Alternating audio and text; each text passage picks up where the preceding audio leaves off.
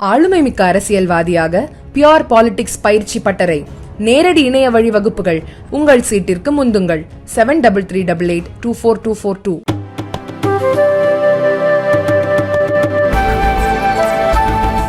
மத்திய அரசு பணிகளில் லேட்ரல் என்ட்ரி மூலம் ஆட்களை நியமிப்பது ஓபிசி மற்றும் பட்டியலினத்தோருக்கான இட ஒதுக்கீடு வெளிப்படையாக பறிக்கப்படுகிறது என எதிர்க்கட்சித் தலைவர் ராகுல் காந்தி குற்றம் சாட்டியுள்ளார். அவர் வெளியிட்டுள்ள பதிவில் யூபிஎஸ்சிக்கு பதிலாக RSS மூலம் அரசு பணியில் ஊழியர்களை அமர்த்தி அரசமைப்பு மீது பிரதமர் மோடி தாக்குதல் நடத்துகிறார்.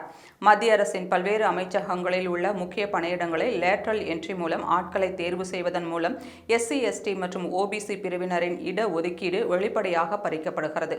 நாட்டின் உயர்மட்ட அதிகாரம் உட்பட அனைத்து உயர் பதவிகளிலும் பட்டியலினத்தவர்கள் பிரதிநிதித்துவம் பெறவில்லை.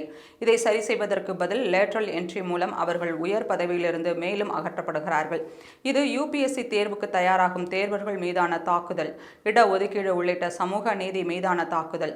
சில கார்ப்பரேட் நிறுவனங்களை சேர்ந்தவர்கள் முக்கிய அரசு பதவிகளை ஆக்கிரமித்தால் என்ன ஆகும் என்பதற்கு சிறந்த உதாரணம் செபி. இதில்தான் தனியார் துறையைச் சேர்ந்த ஒருவர் முதல் முறையாக தலைவராக்கப்பட்டார். நிர்வாக கட்டமைப்பு மற்றும் சமூக நீதியை பாதிக்கும் எந்தவித தேச விரோத நடவடிக்கைகளையும் இந்தி கூட்டணி எதிர்க்கும்.